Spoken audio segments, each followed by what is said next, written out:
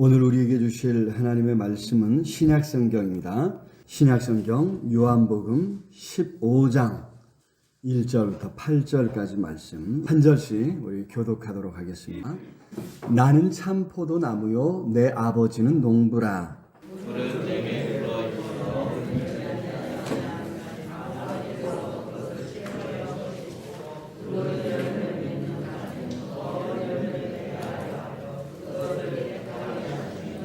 너희는 내가 일러준 말로 이미 깨끗하여졌으니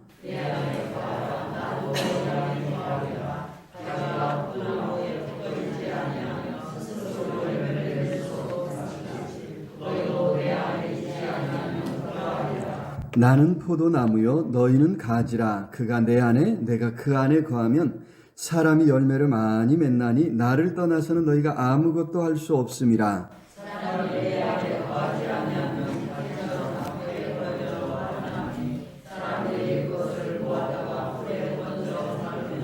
너희가 내 안에 거하고 내 말이 너희 안에 거하면 무엇이든지 원하는 대로 구하라. 그리하면 이루리라.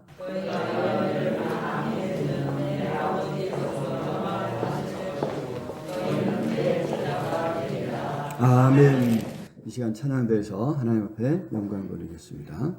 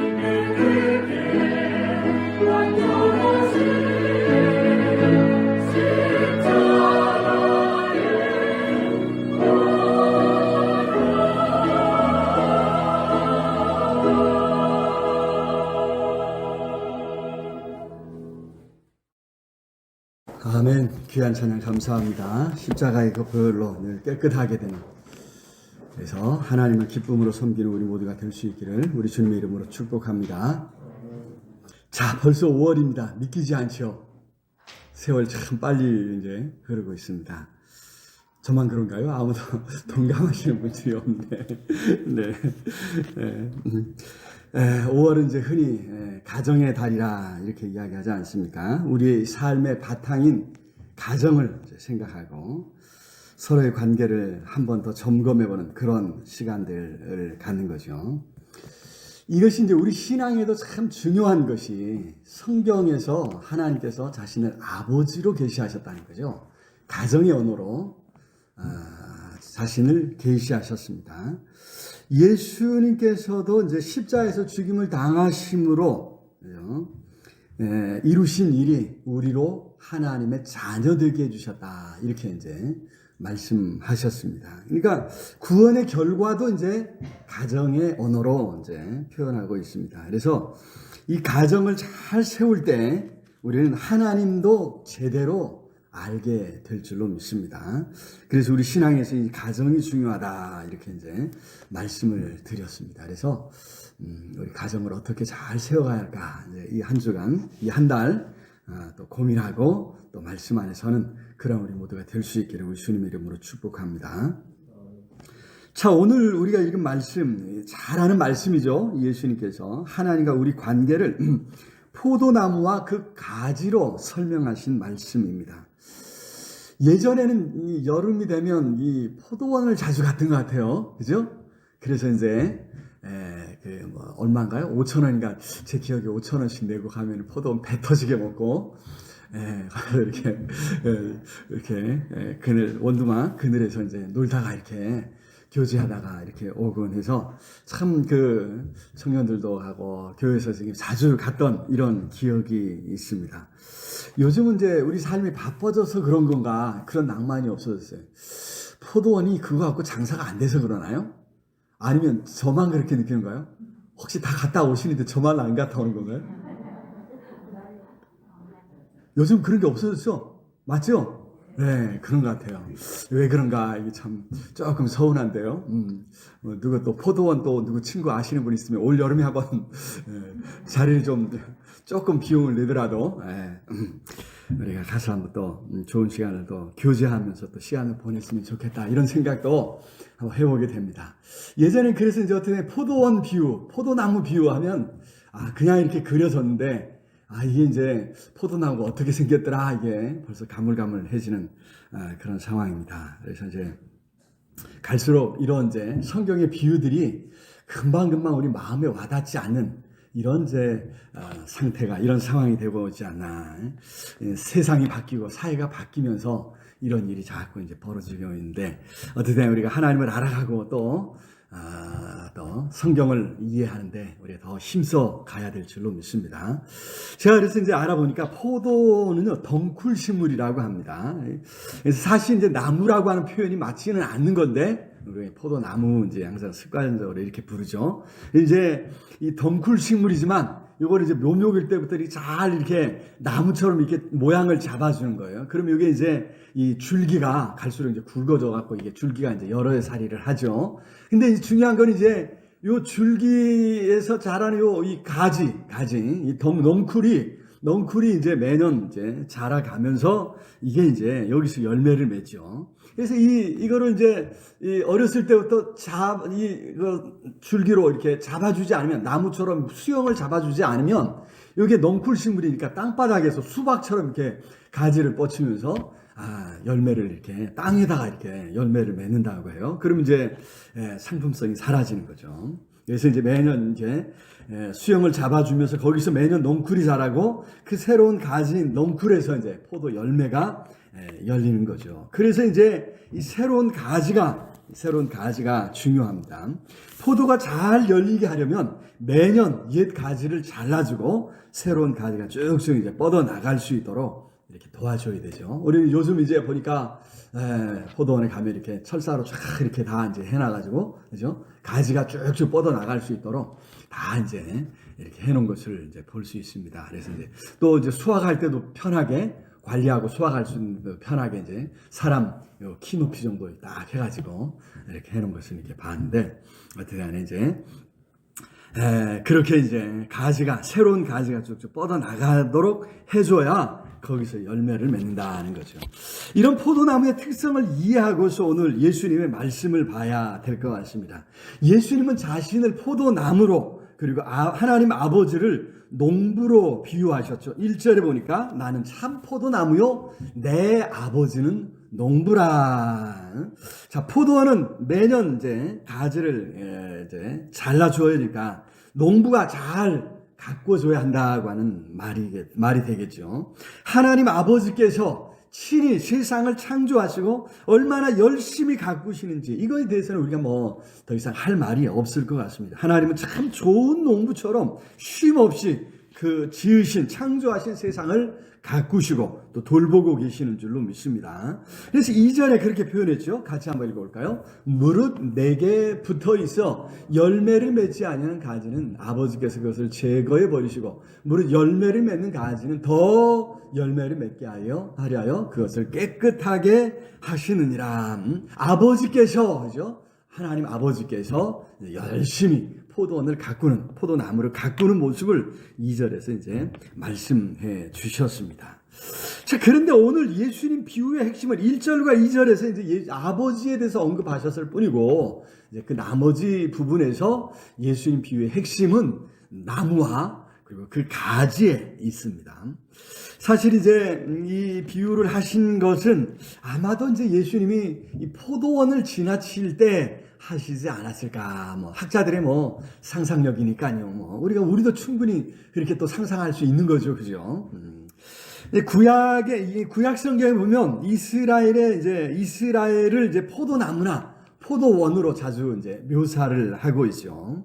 그러고 보니까 이제 가나안 땅은 이제 우리보다 훨씬 더 포도 농사가 잘 되었던 것 같아요. 처음 가나안 땅을 애굽에서 나와서 이제 가나안 땅을 정탐했던 12 정탐꾼들이 이제 그 땅의 산물을 가져와라 이제 했을 때 뭘 가져왔죠? 바로 포도 열매를, 포도 송이를 가지고 오는데 포도송이를 장정 두 사람이 이제 가지에 꿰어가지고 이 포도 한 송이를 이렇게 들고 왔다, 이제 가져왔다고 하는 그런 기록이 있는 거 보면, 야, 포도 열매가 얼마나, 송이가 얼마나 컸으면, 그죠? 장정 두 사람이 그거를 이제 메고 왔을까.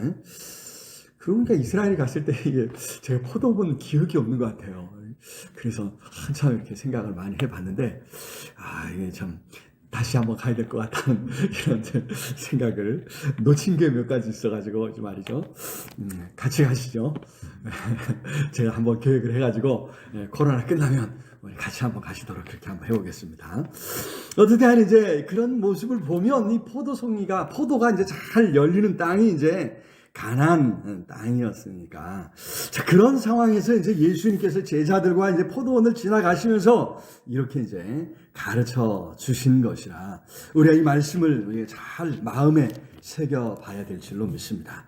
자, 첫 번째로 여기 말씀에서 우리에게 주신 교훈은 우리가 가지처럼 참 포도나무이신 예수 그리스도 안에 잘 붙어 있어야 한다고 하는 것입니다. 나무에 잘 붙어 있어서 매년 새롭게 쭉쭉 뻗어갈 때 거기서 열매가 주렁주렁 달리는 것이죠. 가지가 나무에서 잘리면 곧 말라버립니다. 넝쿨이라 이게 그죠? 힘이 없어요. 안이 꽉 차 있지 않아요. 다른 뭐 참나무나 이런 거는 이제 가지가 이제 꽉 차 있죠. 그래서 참나무예요, 이거는. 그래서 이제 도장이나 뭐 이런 것도 파고 뭐 이런 거 할 때 뭐 또 이제 가지가 굵어지면 이게 이제 뗄감이나 이런 것도 좋은데 넝쿨이라 이게 속안이 비어 있어요. 그러니까 얼마든지 이게 이렇게 이제 모양 따라서 이제 지형 따라서 이제 이렇게 모양을 바꿀 수 있는 유연한 일이죠. 유연하다는 거는 속이 없다는 거예요. 속이 비어 있다는 거예요. 그만큼 어떻게요? 금방 마를 수 있다는 거죠. 말라버릴 수 있는. 왕성하게 길게 뻗어나가는 것 같아도 나무에서 잘리면 금방 마르고 맙니다. 우리 그리스도인들도 마찬가지라는 거예요. 나무이신 예수님 안에 잘 붙어 있어야 그 존재의 가치가 살아나고 열매를 맺게 되는 줄로 믿습니다. 4절 말씀 우리 같이 읽어요. 4절 시작. 내 안에 거하라. 나도 너희 안에 거하리라. 가지가 포도나무에 붙어있지 아니하면 스스로 열매를 맺을 수 없음 같이 너희도 내 안에 있지 아니하면 그러하리라. 그렇습니다. 나무에서 잘리면, 나무에서 떨어져 나오면 살 수 없는 것처럼 우리 인간도 하나님을 떠나서는 살 수 없다고 하는 그런 말씀이죠. 6절도 한번 읽어볼까요? 6절. 사람이 내 안에 거하지 아니하면 가지처럼 밖에 버려져 마르나니 사람들이 그것을 모아다가 불에 던져 사르느니라. 그렇습니다. 사실 죄로 인해 인류가 하나님을 떠난 그 순간부터 세상에 죽음이 오고 사망이 오고 세상이 망가졌죠. 하나님을 떠남으로 말미암아 나무 대신 포도나무 대신 하나님을 떠남으로 말미암아 인류는 결국 죽음에 도달할 수밖에 없는 이러한 운명을 걸머지게 되었다고 하는 사실입니다. 자, 그런 인류를 이제 예수 그리스도께 다시 붙여주신 줄로 믿습니다. 로마서 11장 17절 말씀해 보니까 또한 가지 얼마가 꺾이었는데 돌감람나무인 내가 그들 중에 젖붙임이 되어 참감람나무 뿌리의 진액을 함께 받은 자가 되었은즉. 그렇습니다. 여기 이제 사도 바울은 돌감람나무를 비유로 들고 있지만 예수님 말씀을 하면 참감람나무에 우리를 젖붙여 주셨다는 거예요. 그래서 어떻게 해요? 우리를 하여금 다시 살 수 있도록 살 길을 열어주신 줄로 믿습니다. 그래서 우리가 이제 예수님 안에 잘 붙어 있어야 된다는 거죠. 3절 말씀 볼까요? 너희는 내가 일러준 말로 이미 깨끗하여졌으니 우리를 예수 그리스도께 접붙여 놓기 위해서 우리 주님께서 친히 세상에 오셔서 십자가를 주시고 우리를 위해 죽임을 당하심으로 우리를 위해 하나님의 자녀로 살아갈 수 있도록 예수 그리스도 안에 다시 접붙여 놓으신 줄로 믿습니다. 이전에 하나님으로부터 죄로 말미암아 하나님으로부터 떠나버리고 단절되었던 우리였습니다. 하나님에서 끊어졌던 우리였는데 그렇게 우리 하나님께서 다시 젖붙여 놓으셨다고 하는 사실, 하나님의 자녀로 살아가게 해주셨다고 하는 사실을 우리가 기억하면서 그 자리를 끝까지 지켜가야 될 줄로 믿습니다. 종종 어떤 가정에서든지 사람들 관계에서 어떤 문제가 생기면, 그죠? 그 사건 자체, 어떤 문제만 가지고 우리가 고민하고 어떻게 해결할까, 해결책을 찾아가고 해야 되는데, 어떤 사람을 보면 가끔 꼭 상대방을 탓하는 그런 사람을 볼 수 있습니다. 책임 소재를 따져가면서 너 때문이야. 그래서 결국은 뭐예요? 못 살겠어 하고 뛰쳐나가는 이런 경우가 있는 것을 보지 않습니까? 여러분 상대방을 탓하는 이런 태도, 그죠? 책임 소재를 더 물론 우리가 어떤 문제가 생겼을 때 잘못된 것, 어떤 문제 이런 것을 찾아내야 되지만 어떤 문제를 해결하기 위해서가 아니라 단순히 상대방을 탓하는 이것이 습관화 되면 그로 말미암아 우리 관계가 깨어진다고 하는 것입니다.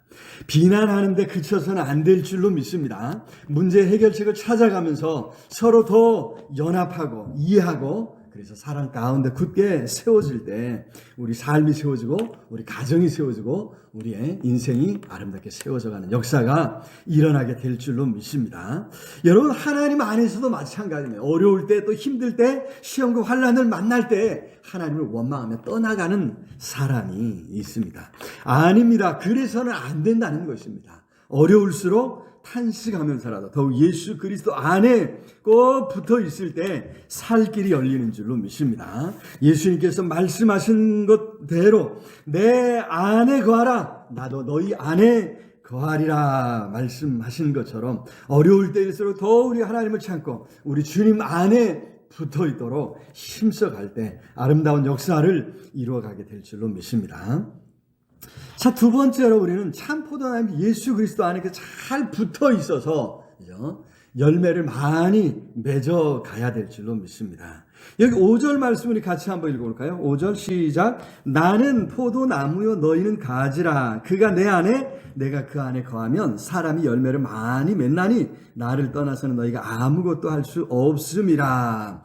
여러분, 포도나무가 붙어 있다고 하는, 가지에, 나무에 붙어 있다고 하는 포도 가지가, 나무의 가지가 나무에 잘 붙어 있다고 하는, 여기서 더 나아가서 열매에 대해서 한 번 더 생각해야 되는 거는, 포도나무의 열매가 너무, 그죠? 너무 풍성한 거예요. 여러분, 그래서 이 열매 맺음에 대해서 한 번 더 생각하지 않을 수 없는 거죠. 왜 예수님께서 포도나무를 비유로 드셨겠습니까? 우리 삶의 열매를 생각해 보라고 하는 이런 말씀인 줄로 믿습니다. 여러분, 이것을 단순히 어떤 전도의 열매를 많이 맺읍시다 이렇게 생각하고, 아이고 또 그 소리 하겠구나 뭐 이렇게 생각하면 오해입니다. 물론 우리가 전도의 열매도 많이 맺어서 생명을 구원하고 많은 사람들을 우리 주님께로 인도하는 일에 더 힘써야 될 줄로 믿습니다. 여러분, 그런데 그 이전에 중요한 것은, 우리가 예수 그리스도를 몰랐을 때, 세상에 속해 있을 때는 세상에 속한 열매를 맺었다고 하는 것입니다. 이것을 사도 바울은 갈라디아서 5장에서 이렇게 설명하죠. 5장 19절부터 같이 한번 읽어볼까요? 시작. 육체의 일은 분명하니 곧 음행과 더러운 것과 호색과 우상 숭배와 주술과 원수 맺는 것과 분쟁과 시기와 분냄과 당진 것과 분열함과 이단과 투기와 술 취함과 방탕함과 또 그와 같은 것들이라. 육체에 있을 때, 하나님을 몰랐을 때, 세상에 속했을 때 이런 열매들을 맺는다는 거예요.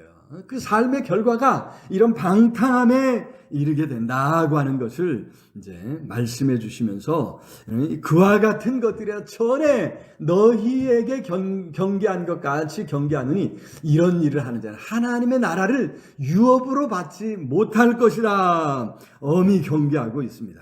하나님 나라를 유업으로 받지 못한다. 하나님의 은혜와는 상관없을 것이다 하는 말씀이시죠. 사는 것, 그죠? 열매를 맺는, 그죠?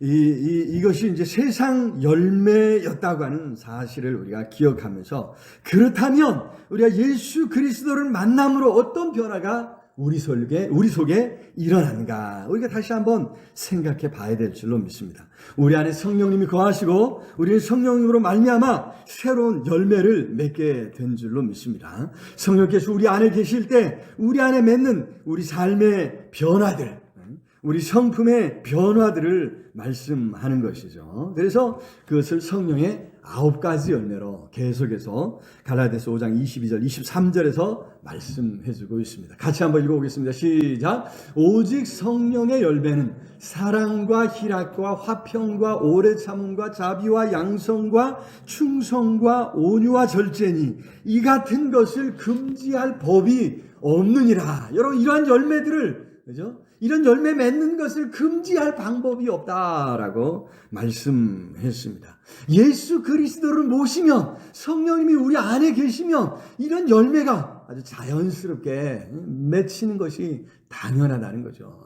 이 열매 맺지 못하도록 막을 방법이 없다, 금지할 법이 없다라고 말씀해 주신 것을 우리가 이제 생각을 해야 됩니다.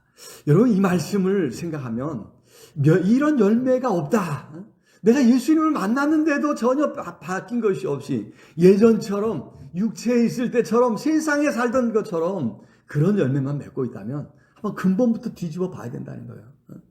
정말 내가 예수를 영접한 건 맞는가? 내가 정말 예수 그리스도를 믿고 영접한 하나님의 자녀가 된 것이 맞는가? 그냥 일주일에 한 번씩 교회 나가는 것으로 만족하고 있는 것은 아닌가? 우리 자신을 한번 점검해 보면서 새롭게 예수 그리스도를 구주로 믿고 영접하며 성령님의 인도하심을 쫓아 살아갈 수 있는 저 우리 모두가 될 수 있기를 우리 주님의 이름으로 축원합니다. 더 아름다운 열매를 많이 맺어가는 저 우리 모두가 다 될 수 있기를 우리 주님의 이름으로 축원합니다. 자, 세 번째로 우리가 오늘 본문에서 또 한 가지 생각해 봐야 되는 것인데, 가정의 달이잖아요. 그래서 우리 자녀들도 예수 그리스도 안에 붙어 있도록 우리가 힘써야 될 줄로 믿습니다. 여러분, 이 포도나무가 가지에 붙어 있어야 하는 것처럼 예수께서 내 안에 거하라 이렇게 말씀하셨는데, 우리도 이제 자녀들에게 이제 그렇게 늘 권면하고 그렇게 이제 우리 주님 안에 있도록 이제 힘써야 될 줄로 믿습니다. 그런데 여러분, 우리가 이제 포도나무와 가지의 관계를 이야기한단 말이죠. 어쩌면 우리 가정 안에서 우리 부모와 자녀들의 관계도 나무와 가지의 관계로 이렇게 설명해 볼 수 있지 않을까. 여러분, 할 수 있으면 자녀들이 빨리 자라서 이제 독립해야 되겠죠. 자녀들이 계속해서 부모를 의존하게 해서는 안 되겠죠. 여기 예수님께서 내 안에 거하라 라고 하시는 것도 그런 의존 관계를 말하는 것은 아닌 것이 분명합니다. 오히려 예수 그리스도로 말미암아 힘을 얻고 은혜를 받고 그래서 더 열매 맺는 풍성한 삶을 살아가도록 하신 것을 말씀하셨다고 하는 것을 생각할 때, 여러분, 오늘 우리도 우리 자녀들이 완전한 인격적으로 성장해서 자신의 삶을 개척해 나가는 것을 보는 것이 부모의 큰 기쁨인 줄로 믿습니다. 그런 기쁨을 누릴 수 있기를 우리 주님의 이름으로 축원합니다. 그런데 이제 종종 우리가 이제 생각할 것은 부모의 욕심이 우리 자녀들을 힘들게 하진 않을까? 때로는 자녀들을 잘못된 길로 가게 하는 것은 아닐까? 우리가 염려해야 된다고 하는 것입니다. 욥기에서 우리가 계속해서 보고 있는 것처럼 우리가 세상 가치관에 너무나도 물들어 있어서 하나님의 뜻을 제대로 이해하지 못하고 하나님의 뜻을 드러내지 못할 때가 많이 있다는 거예요. 욥의 친구들이 그러죠. 계속해서 욥을 걸고 넘어지는 것이 세상 가치관을 붙들고 그거에 이제 얽매여 가지고 욥을 정죄하고 비난하고 있단 말입니다. 여러분, 그거를 떨치기가 쉽지 않은 거예요. 세상에 오랫동안 살면서 더구나 물질 중심적인 이 세상에 살다 보니까 자꾸 이제 세상을 쫓아 살아가고 그것을 은연중에 자녀들에게 이제 시험을 말은 아니라고 하는데 아이들이 다 아는 게 우리 엄마 아빠는 돈만 알아. 돈 주면 최고야. 이래 되면 이게 곤란하다는 거예요. 이래 되면 이게 참 우리가 그리스도인으로서 하나님의 자녀로서 면이 쓰지 않는 이런 모습이죠. 여러분, 우리 부모로서 우리들의 잘못된 어떤 유산이 자녀들을 얽매이게 하고 있지 않은가 살펴보면서 우리 자녀들을 우리 주님 안에 설 수 있도록 도와주어야 될 줄로 믿습니다. 우리의 잘못된 가치관이 은연중에 자녀들 속에 깊이 새겨지지 않도록 힘써야 될 줄로 믿습니다. 오히려 자녀들로 하여금 하나님 안에서 새롭게 시작하게 해야 한다고 하는 것이죠. 말씀 안에서 새롭게 시작할 수 있는 기틀을 마련해 줘야 될 줄로 믿습니다. 참 고민이 아이들이 자라면서 이제 아이들에게 뭐라고 할 수 없고 또 해도 먹히지 않는 때가 되었습니다. 이제 지원이도 이제 고등학교 2학년이라 이제 제가 뭐라고 한마디 하면 알았다니까 이러면서 가면 내가 할 말이 없는 거예요. 자기 하지는 않으면서 꼭 이제 뭐라고 하면 알았다니까 그런다니까요. 그러면 내가 할 말이 없어요. 알았다는데 뭐. 그래가지고 참 기가 막힙니다. 제가 좀 이게 참 힘든 것 같아요. 근데 가만히 생각해보면 뭐 저도 그랬는 걸 뭐 저도 부모한테 이제 전 부모님께 그렇게 했는데 어떡하나 싶은 생각이 들고 답답한 마음을 이제 또 하나님 앞에 이제 털어놓고 이제 말씀드리죠. 그래서 이제 결국 이제 고민하게 되는 것이 이제 근본으로 돌아가는 수밖에 없다. 내가 먼저 솔선수범하고 내가 이제 어떻게 하나님 말씀 안에 바로 서는 것밖에 다른 방법이 없다. 이제 이런 생각을 이제 하게 됩니다. 우리 이제 권사님들, 장로님들, 권사님들이 이제 더 이제 저보다 훨씬 더 이제 그죠? 다 가정도 다 이루어가지고 이제 뭐라고 이제 뭐 할 수 있겠습니까, 그죠? 다행인 것은 이제 인간이 영적인 존재라는 데 있지 않을까 이런 생각을 해봅니다. 나이가 들수록 이제 세상 바라보던 마음이 조금씩 이제 돌이켜져서 하나님을 바라보고 또 영혼을 생각하는 존재, 이것이 바로 인간이라고 하는 존재라는 거죠. 영적 존재이죠. 세상 욕심에 취해 살았더라도 이제는 영혼을 생각할 때가 있다고 하는 것입니다. 그러니 더욱 우리가 먼저 예수 그리스도의 제자로 살아가도록 힘써야 될 줄로 믿습니다. 8절 말씀 우리 같이 읽어봅니다. 8절 시작. 너희가 열매를 많이 맺으면 내 아버지께서 영광을 받으실 것이요 너희는 내 제자가 되리라. 그렇습니다. 아버지께서 그 삶을 기뻐하실 뿐만이 아니라 제자로서 살아가게 된다. 우리가 먼저 예수 그리스도의 제자로 살아갈 때 그 삶이 사람들에게, 특히 자녀들에게 힘이 되고 또 등대가 될 줄로 믿습니다. 자본주의 세상, 물질 중심의 세상이란 큰 물질이 이제 궁핍하지 않습니까? 그러기에 사도 바울은 자족하는 마음을 가져야 한다고 이제 말하면서 믿음의 아들 디모데에게 디모데전서 6장 11절 12절에서 오직 너 하나님의 사람아 이것들을 피하고 의와 경건과 믿음과 사랑과 인내와 온유를 따르며 믿음의 선한 싸움을 싸우라 이렇게 이제 권면하고 있지 않습니까? 여러분 우리가 이제 이 말씀을 우리 마음에 담으면서 우리가 이 땅을 살아갈 때 우리가 늘 이제 나이 들고 늙고 이것에 대해 한탄할 필요가 없다고 생각합니다. 오히려 가난해질 각오를 해야 될 줄로 믿습니다. 우리가 자녀들에게 물려줄 것이 이제 물질만이 아니지 않습니까? 우리 옛 선조들이 청빈을 덕으로 삼았던 것을 우리가 기억해야 될 줄로 믿습니다. 아니 우리 장로교예요. 신앙의 선배들이죠. 청교도였던 것을 우리가 기억하면서 더욱 영혼을 사모하며 바른 삶의 가치를 우리 자녀들에게 힘써 전해서 우리 자녀들을 더 믿음 안에 굳게 세워갈 수 있는 그런 우리 모두가 될 수 있기를 우리 주님의 이름으로 축원합니다. 말씀을 맺겠습니다. 가정의 달입니다. 아버지 하나님 안에 있는 우리 믿음의 가정을 어떻게 이루어가야 할 것인가 말씀 속에서 한 번 더 고민해 보았으면 좋겠습니다. 부모와 자녀 사이에 더 아름다운 관계를 맺어가도록 힘쓸 때 그 출발은 우리 하나님 아버지 안에 내가 더 굳게 서는 데 있음을 우리 기억하면서 더 말씀 붙들고 그 말씀 안에 굳게 서는 그런 우리 모두가 될 수 있기를 우리 주님의 이름으로 축원합니다. 오늘 말씀 생각하면서 간절히 우리 하나님 앞에 통성으로 함께 기도했으면 좋겠습니다. 참으로 하나님 우리 가정을 말씀 안에 굳게 세워주시고 우리 아버지 안에 우리가 굳게 설 수 있도록 은혜 주시고 우리 자녀들이 말씀 안에 우리 주님 안에 굳게 설 수 있도록 하나님이 온전히 붙들어 달라고 우리 간절히 우리 하나님 앞에 통성으로 기도하겠습니다. 사랑의 아버지 하나님 은혜와 사랑을 참으로 감사합니다. 심히 어리석고 심히 부족합니다. 아버지 불쌍히 여겨주시고 성령으로 함께 해주소서. 능력의 손 권능의 팔로 능력의 손 권능의 팔로 주님 꼭 붙잡아 주옵시기를 아버지여 아버지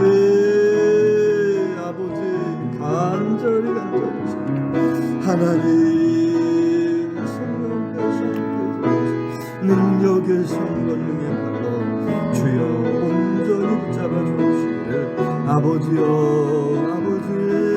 아버지 간절히 성령께서 함께 해주소서. 능력의 손 권능의 팔로 주님 붙들어주시고 우리 자녀들도 믿음 안에 서게 우리 자녀들도 우리 주님 안에서 열매 맺는 삶을 살아가도록 하나님이여 붙잡아 주옵소서. 성령으로 함께 해주소서. 충만케 해주옵시고 주님 간절히 아버지 성령으로 함께 하시고 붙들어 주옵소서. 충만케 해주옵소서. 새롭게 해주옵소서. 하나님 불쌍히 여겨주옵시기를 주여 간절히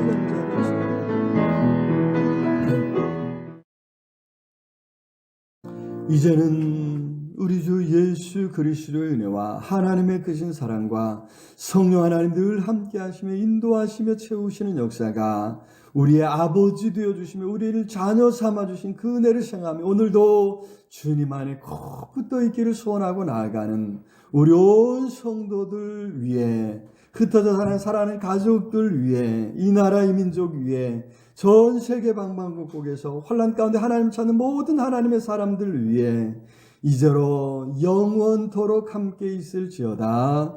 아멘.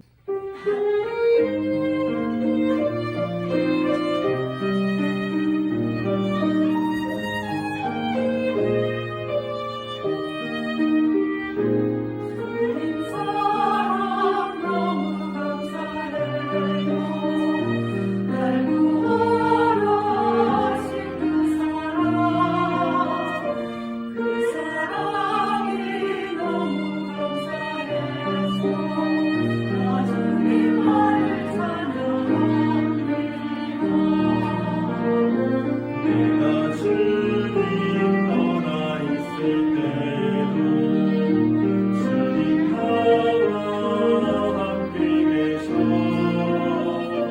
언제든지 돌아오리라 항상 기다리고 계시리라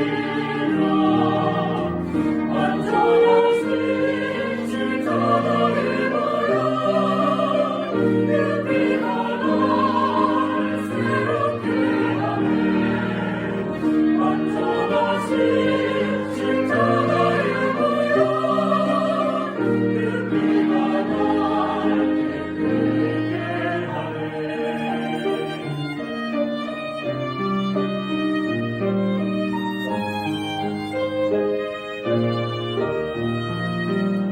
내 맘속에 주시는 평안 세상이 줄 수 없는 평안 언제나 나와 함께 동행하여 주시는 주님을 내 감사합니다 주님 사랑으로